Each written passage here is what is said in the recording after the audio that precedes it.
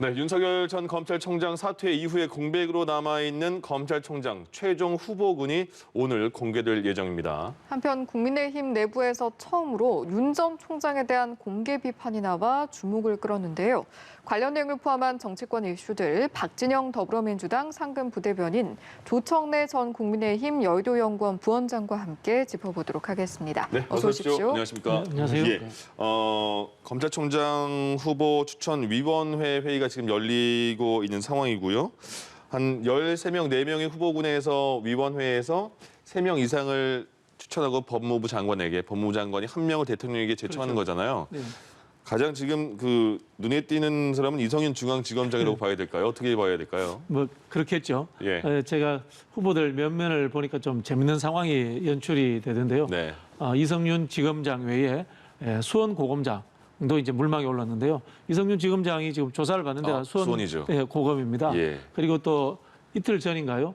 김호수 전 차관도 서면 조사를 받았어요. 네. 김학의 전 차관 출금 맞습니다. 의혹 관련해 가지고 알겠는데 똑같이 이제 수원 고검에서 서면 조사를 받았더라고요. 예. 이렇게 참 겹치는 상황들이 참 한편으로 보면은 재밌고 이걸 어떻게 봐야 될지 저도 참 난감한데 이게 조직 사회라고 본다면은 네. 참 혼선이 생겼다 이렇게 볼 수도 있고 예. 과거에 이제 검사 동일체 원칙으로서 이런 경직된 사회에서 보면은 조직이 민주화되는 과정이라고 볼 수도 있고 뭐 이렇게 볼 수 있는데요. 예.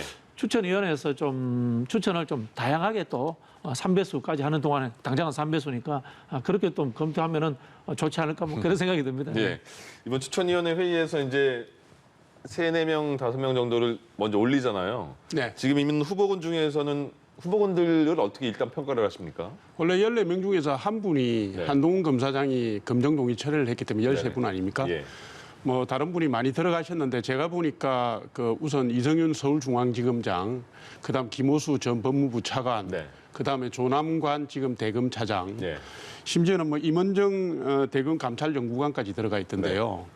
이 조남관 대검차장이 원래 친정부 검사였다가 지난번에 윤석열 총장 징계 국면에서 조금 중립적 입장을 지켰고, 그다음에 한명숙 총리 위정모사 모해 사건 관련해서 논의할 때도 약간 중립적인 입장을 지켰잖아요. 그분이 들어간 게 조금 눈에 띄고 네. 그분을 빼고 나머지 분들은 굉장히 친정부 편향적인 인사들이 많이 들어가 있습니다. 특히 이성윤 지검장 같은 경우에는 뭐 다 아시지만은 사실 검사들의 신망을 잃은 분이잖아요.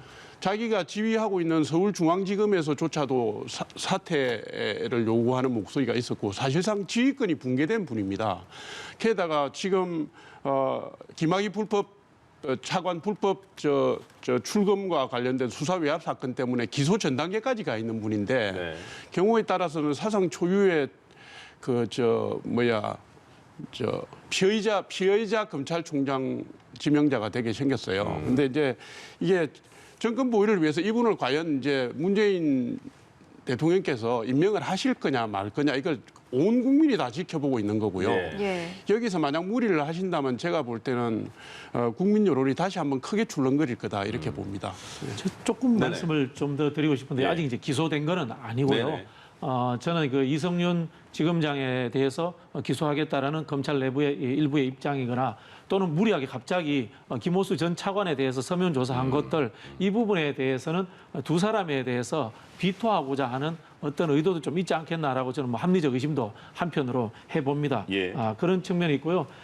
저는 그런 측면에서 김호수 전 차관이 흔히 보면 이제 기수가 상당히 높아요. 그런 부분 군이 후보에 포함됐다는 것에서 좀 유심히 볼 필요가 있다. 그런 생각이 들고 이제 구본선 광주지검장도 한번 좀 눈여겨볼 필요가 있다 이런 생각이 듭니다. 예. 장기적으로 저는 좀 검찰 개혁이 제대로 된다면 미국처럼 검찰총장은 이 선출직으로 하는 것도 한번 우리 사회가 이제 검토해볼 만한 때가 되지 않았나 아마 그런 의견도 한번 드리고 싶습니다. 예, 알겠습니다.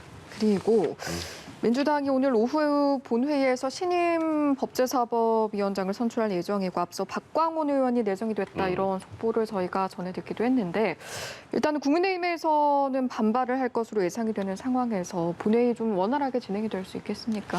글쎄요, 뭐 퇴장 정도 할 수도 있겠죠. 예. 이 법사위원장을 제가 보기에는 이제 박강원 위원장이 떠맡은 측면이 있는 것 같아요. 딴 이야기가 아니고요. 네. 1년짜리 위원장이잖아요. 그렇죠. 1년짜리 위원장이기 때문에 삼선이나 다른 상임위 위원장을 할 만한 분들은 2년 풀로 다 하고 싶은데 1년짜리 하기가 별로 맞득지 않거든요. 그런 네네. 상황인데 박강원 위원장이 지난번에 당 사무총장을 하기 전에 잠시 과기정통위원장을 잠시 제가 알기로 한두 달 했는지 모르겠습니다만 했던 시간이 있었기 때문에 거기에 좀 합쳐서 이렇게 맡으신 것 같은데 개인적으로는 사실 조금 약간의 희생적 측면도 있다. 이렇게 보시면 될 것 같습니다. 네.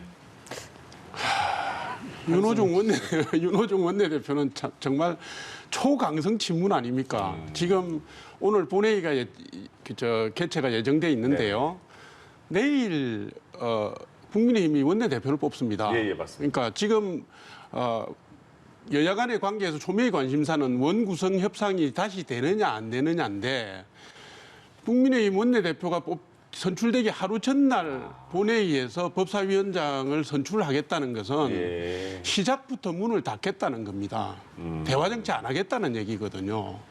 저는 이게 원내대표가 지금 양당 원내대표가 신임 대표가 뽑혀가지고 되자마자 뭔가 국민들에게 의미 있는 성과를 드리기를 바라고 있는데 원내대표 경선 과정에서 2년차 원내대표는 원구성 권한이 없다 뭐 이렇게 해서 이미 방패막이를 다 쳤지만은 결국은 이런 게 제가 볼 때는 민주당이 계속 지지율이 하락하고 있잖아요. 너무 이 당 얘기하기 죄송스러운데 작년부터 해서 보면 한 7, 8개월 동안 민주당 지지율이 계속 하락하고 있어요.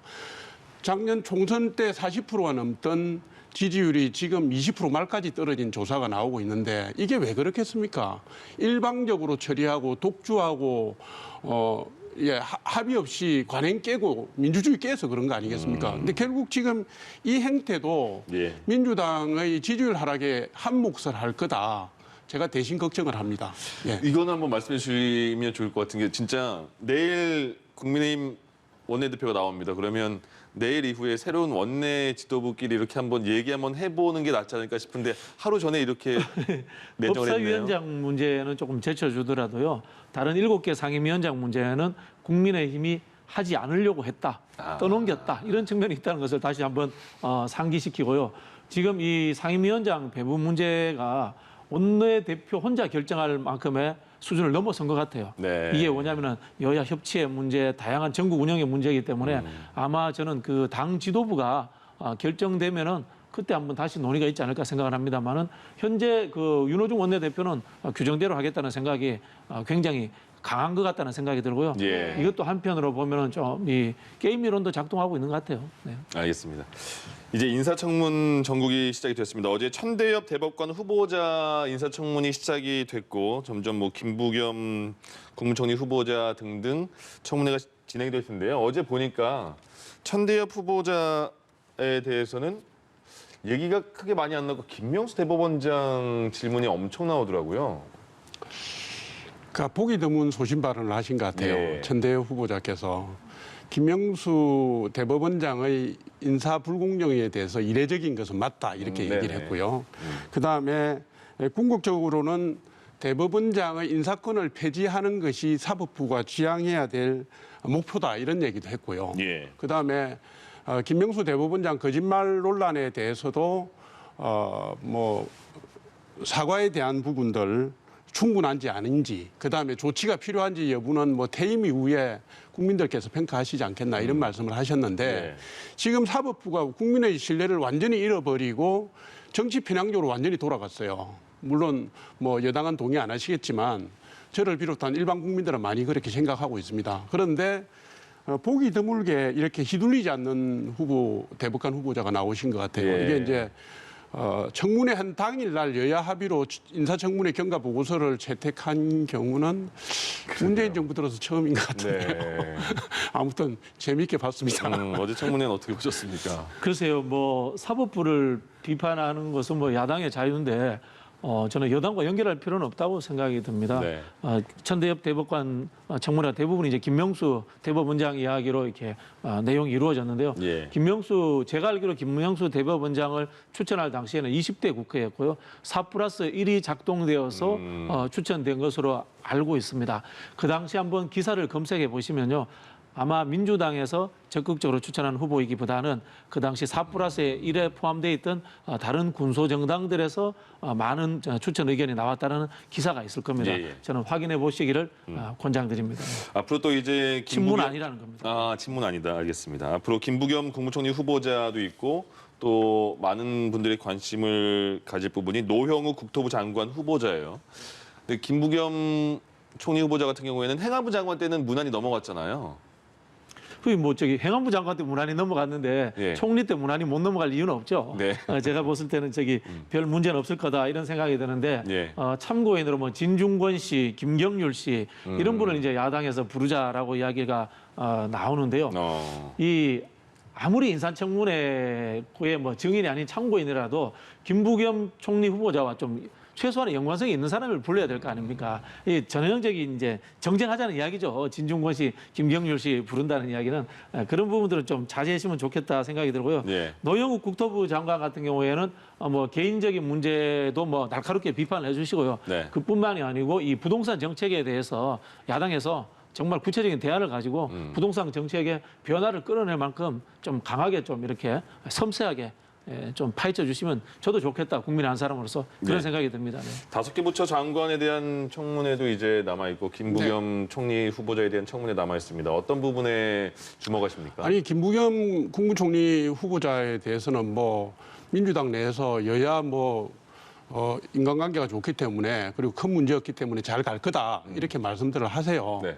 그런데 청문특위에서 청문회 방법과 관련된 부분에서 다 치잖아요. 뭐 동영상 드는 거 안 된다, 예. 뭐 참고인 부르는 거 안 된다. 그건 자신이 없는 거죠. 물론 이제 한번 해보자는 거죠. 한번 네. 까봐야 아는 거고요. 제가 드리고 싶은 것은 노형욱 국토교통부 장관 후보자는 뭐 자녀 교육을 위해서 위장 전입한 의혹이 있고요. 예. 그다음에 임혜숙 과학기술 통신부 후보자는 배우자의 농지 편법 정여 및 논문 표절. 네. 그다음에 문성욱 산업통상자원부 장관 후보자는 정여세를 회피하기 위해서 보험 재테크를 했다는 네. 의혹인데 예. 제가 드리고 싶은 말씀은 제가 찾아보니까 2016년도 12월에 당시 민주당 대표였던 현 문재인 대통령께서 이런 말씀을 하셨어요. 병역 멘탈, 부동산 투기, 탈세, 위장 전입, 논문 표절 등 5가지 중대 비리 혐의자는 고위공직에서 배제하겠다 이렇게 말씀하셨습니다. 그리고 2017년 5월 27일이에요. 대통령이 되시고 난 뒤에 수석보좌관 회의에서 무슨 말씀을 하셨냐면 5대 중대 비리 혐의자는 고위공직에 임명하지 않겠다 이렇게 말씀하셨습니다. 네. 그 5가지 항목 중에 2분이 걸려 들어가 있어요. 위장 전입하고 논문 표절이. 예. 근데 문재인 정부 출범 후 4년 동안 단 한 번도 이 5대 비리를 적용해서 탈락시킨 분이 없습니다. 이번에도 그럴 거라고 생각하는데 정당의 대표이고 나라 대한민국의 대통령인 분이 자신이 하신 말을 자꾸 그렇게 번복하시고 무시하시면 됩니까? 그거는 책임을 져야죠. 그건 저는 국민에 대한 기본적인 도리라고 봅니다. 예. 이번에는 좀 제대로 하셨으면 좋겠습니다. 예. 일단 의혹이니까 어떤 청문회에서 어느 정도 검증이 되는지 한번 같이 보겠습니다. 네. 예. 다음으로는요. 최근에 이재명 지사의 행보 한번 살펴보도록 하겠습니다. 재산 비례 벌금제 그리고 러시아 백신 도입 검증에 이어서 또 최근에는 기본소득 토지세까지 이 같은 행보가 향후 당내 경선에는 좀 어떻게 작용하리라고 도움이 보십니까? 되죠. 상당히 진보적이고 좀 유연성이 있는 정책을 만들어냈고요. 기본소득 박람회는 이제 꾸준히 해왔던 걸로 제가 알고 있습니다. 예. 특히 저는 최근에 이제 좀 관심 깊게 보는 게 러시아 백신 도입 관련해서 이 논쟁에서 이재명 지사가 제안을 하고 바로 다음 날 청와대에서 검토해 볼 만하다. 예, 예. 뭐 이런 반응을 보였기 때문에 이재명 지사도 이 당분간은 이 청와대와 조율 속에서 행보를 하지 않을까. 뭐 조율이라는 표현이 그렇습니다만은 예, 특별히 뭐 차별화나 이런 거는 전혀 없을 것이다. 이런 속에서 할 것 같고요. 문재인 대통령 지지도가 30한 5% 뭐 40% 늘 육박한 상황이기 때문에 예. 저는 뭐 어떤 주자도 차별화를 하기는 쉽지 않을 것이다.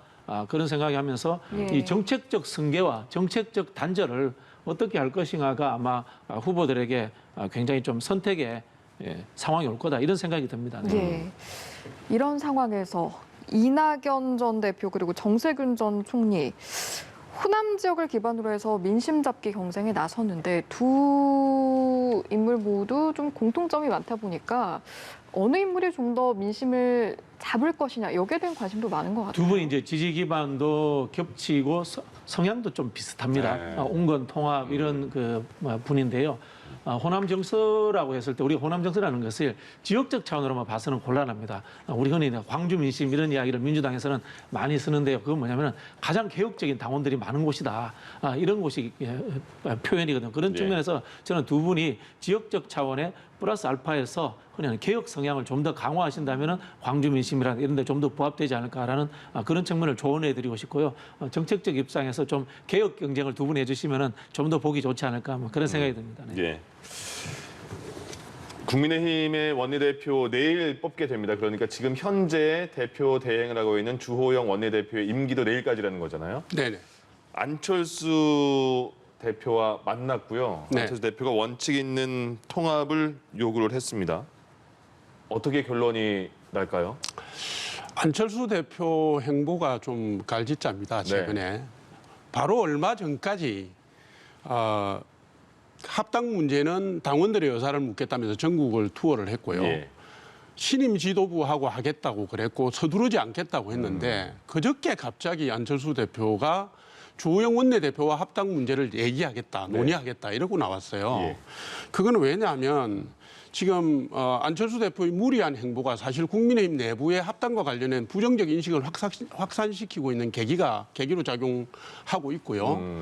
이런 상황에서 합당의 이슈를 붙잡고 가기 위해서 제가 볼 때는 안철수 대표가 합당의 파트너였던 주호영 대표가 물러나기 전에 합당의 원칙만이라도 공고하게 하겠다라는 의지를 드러낸 걸로 봅니다. 예. 결국은 근데 이제 30일 날 새로 선출되는 원내대표가 대표 권한 대행까지 해야 되니까 그때부터 논의가 다시 돼야 되는데 왜 이렇게 서두르느냐는 거죠. 예. 근데 이제 지금 안철수 대표가 주장하는 것은 국민의힘과 국민의당이 당대당으로 합당한 다음에 신설 합당으로 가야 된다고 주장하는 거거든요. 예. 근데 이게 비례의석 세석 정당이 101석을 가진 정당에게 흡수 합당이라는 건 그냥 법률적 절차를 거쳐서 들어가시면 되는 거고요. 네네. 신설 합당이라는 것은 당 이름도 바꿔야 되고 로고도 바꾸고 당색도 바꾸고 뭐 다 바꿔야 됩니다. 예. 예. 그러면 지금 국민의힘 정체성을 바꾸자는 거잖아요. 그럼 국민의힘 내부에서 이 부분에 대해서 반발하는 기류가 강하게 제기될 것이고 예. 결과적으로는 그 과정이 시간적으로 길어지고 복잡해질 거다. 당장 안 될 거다. 이렇게 봅니다. 어떻게 보세요? 안철수 대표가 제안한 원칙 있는 통합과 흡수 통합과 당대당 통합 어떻게 이루어질 것일까? 안철수 현상이죠. 네, 어떤 겁니까? 단일화하는 시작 때 한번 생각해 보십시오. 예. 합당은 절대 없다라고 했지 않습니까? 왜 그런 이야기를 하냐면 자신을 지지하는 중도층이 국민의힘으로 가지 않는다라고 이야기했어요. 예. 그다음 중간에 또 합당하겠다고 했어요. 지금은 또 합당을 또 늦추자고 해요. 꾸준히 이제 본인은 원칙을 이야기하지만은 말씀이 변해갑니다. 상황에 따라서 이런 상황인데요. 일반 시청자들은 모르실 것 같은데 신설합당과 그다음에 흡수합당의 차이는 그렇습니다. 네네. 흡수합당 그냥 들어가면 끝인 겁니다. 네. 신설합당은 말씀하신 것처럼 당의 정체성의 변화를 요구하는 겁니다. 그리고 한편으로 보면은 기존에 있던 체제들 대표적으로 이 정당의 구성원들인 국회의원들과 지역위원장들의 자리가 제일 중요합니다. 예. 여기에 대해서도 다 사표를 내고 다시 선정을 하는 이런 절차에 들어갑니다. 그 이야기는 뭐냐면요. 지분을 요구하기 좋은 상황이라는 겁니다. 저는 그런 부분들이 겹쳐 있고요. 또 주호영 원내대표가 지금 전당대회 당대표에 출마하겠다는 생각을 가지고 제가 있는 걸로 알고 있습니다. 네. 그런 상황들에 대해서 서로가 같이 하나의 좀 뭐라고 합니까? 표현이 그렇습니다만은 이해관계가 맞아져서 이렇게 미팅을 하신 게 아닌가 그런 생각이 듭니다. 예. 예. 그러면 지금 상황에서는 주호영 대표 대행도 언급했던 것처럼 뭐 흡수 통합이든지 당대당 통합이든지 합치기 위해서는 굉장히 시간이 많이 걸리겠네요. 합당의 아젠다를 놓을 수 있는 척은 없습니다. 양쪽이 예. 다 지고 갈 수밖에 없거든요. 네네. 이게 이제 국민의 여론도 그렇고 시대적인 요청도 있습니다. 예. 대선도 1년밖에 안 남았기 때문에 네. 범보수가 연합해야 되는 측면도 있고. 그런데 지금 신설 합당을 요구하면요. 창당 절차를 처음부터 다 밟아야 되고 그러면 지금 국민의힘을 떠받치고 있는 중추들이 받아들이기 힘든 제안들이 계속 나오는 거예요. 예. 그럼 이거는 시간이 얼마나 걸릴지 저는 제 입장에서는 지금 장담할 수가 없습니다. 알겠습니다. 예. 이어서 이 내용도 짚어보겠습니다. 네. 국민의힘 내부에서 윤석열 전 총장에 대한 공개 비판이 처음으로 나왔는데 그러니까 김용판 의원이 이런 목소리를 낸 네, 네. 거죠. 김용판 의원의 비판은 윤석열 전 총장에 대한 지도자로서의 검증이 시작됐다.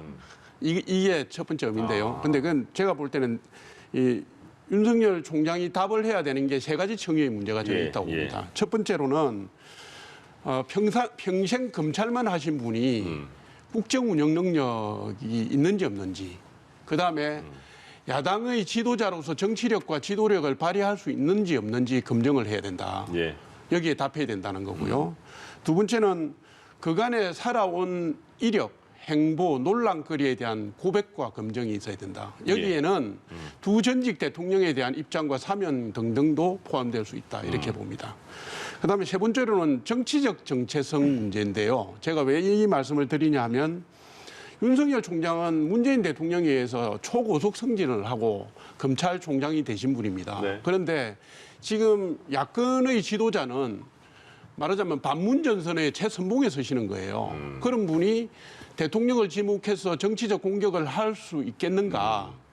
가능한가? 그걸 당신이 결심을 하시고 그 모습을 보여야 됩니다. 그래서 제가 볼 때 이 세 가지 다 혹독한 검증이기 때문에 결코 답을 하기가 쉽지 않을 거다. 예.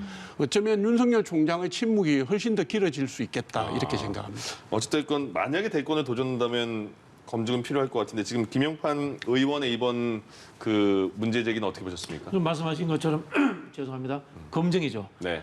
검증은 두 가지로 이루어집니다. 첫 번째는 정체성 검증, 예. 두 번째는 실력 검증. 이 전형적인 정체성 검증입니다. 우리 편이야? 라고 이렇게 묻는 거죠. 박근혜 대통령을 당신이 구속시켰는데 우리 편이야? 이렇게 묻는 건데 예. 저는 이야기는 지속적으로 나올 수 있는 부분이다. 이런 생각이 들고요. 특히 윤석열 총장이 자기 이미지를 중도로 가지고 갈 것이냐, 보수로 가지고 갈 것이냐, 이걸 또 선택해야 되는 상황이 올 수도 있기 때문에 예. 계속 나올 것이라고 하고 하나는 이제 실력 검증인데요. 네. 실력 검증은 간단합니다. 지금 최근에 이제 윤석열 총장이 본인이 직접 메시지를 내지 않고 제3자 전문가의 입을 빌어서 메시지를 내지 않습니까? 네. 그건 뭐냐면은 메시지에 자신이 없다는 뜻이 한편으로 보면은 급하게 공부를 하지만 예. 그런 측면에서 저는 이 윤석열 총장이 국민의힘에 입당하지 않을 것이다. 이렇게 생각이 듭니다. 예. 경쟁자들에 의해서 정체성 검증, 실력 검증이 들어갈 거기 때문에 저는 윤석열 총장이 당분간 정치권에 바로 나오지도 않고 먼 거리에서 있을 것이다. 이렇게 생각을 하고 예. 그러면은 내부의 경쟁자들은 빨리 나와라 하고 이렇게 흔히 하는 이 검증을 외부에서라도 하라고 자꾸 이게 때리는 이런 상황이 벌어지겠죠. 네. 예. 이철희 정무수석이 국회를 찾았습니다. 그래서 이제 각 당의 대표들과 인사를 하면서 예방을 하고 있는 상황인데 어제는 보니까 최승재 국민의힘 의원 지금 천막농성 본청 앞에서 하고 있잖아요. 그 길에 이제 앉아서 같이 홍준표 네네네. 의원도 있고 네네. 김웅 의원도 있고 배현진 의원도 있고 계속 얘기를 하더라고요. 이렇게. 저는 그 이철희 수석이 역대 최고의 정무수석이 되었으면 좋겠습니다. 네. 예. 사실은 이 미국의 같은 대통령제 국가에서는 대통령과 또 부통령 같은 경우는 상원 의장이지 않습니까? 그렇기 때문에 늘 국회에 와서 입법 로비를 합니다. 하는 말로 의원들에게 그런 걸 하는 게 행정부가 당연히 해야 될 일입니다. 네. 당연히 해야 될 일인데 한국 정치에서는 그런 부분이 사실 뭐 여야를 막론하고 좀 부족해서 측면이 있었다 이렇게 생각을 하고요. 저는 과거에 이제 이 권위주의 정권 시절에 이 정부가 했던 이 일이 있습니다. 흔히 하는 물밑에서 작업하는 이런 것들이 아니라 예. 이철희 수석처럼 공식화시키고 그다음에 표면적으로 언론에 드러나면서 이런 작업들을 하는 것이 한국 정치를 이 통합의 정치를 발전시키는데 큰 역할을 할 것이다. 뭐 이렇게 좀 기대를 해봅니다. 네. 어제 그 갔던 이철희 정무수석의 예. 모습 어떻게 보셨어요? 짧게요. 원래 이제 이철희 정무수석은 전략적 마인드하고 소통 중심적인 행보 능력을 가지고 있는 분입니다. 저도 개인적으로는 아주 가까운 분이고요. 네. 그래서 이제 그간의 청와대 정무수석실하고는 좀 많이 다를 거다 이렇게 제가 기대는 하고 있습니다. 예. 4.7 재보선에서 나타난 민심을 대통령께 반영을 시켜서 국정의 일정 부분 전환을 한다든가 보완을 한다든가 할 수도 있겠죠. 근데 이제 이게 국회 상황을 보면 대통령을 대리하는 정무수석하고 원내대표가 긴밀하게 협의를 합니다. 네.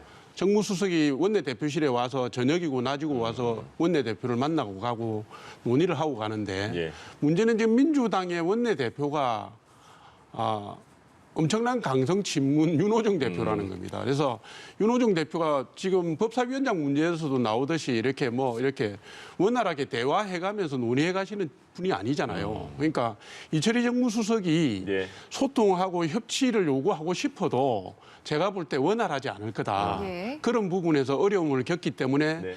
의회 민주주의에서 어떤 뚜렷한 성과를 내는 데는 한계에 부딪힐 거다. 이렇게 생각합니다. 예, 알겠습니다. 여기까지 예, 듣겠습니다. 끝나가지고요. 예.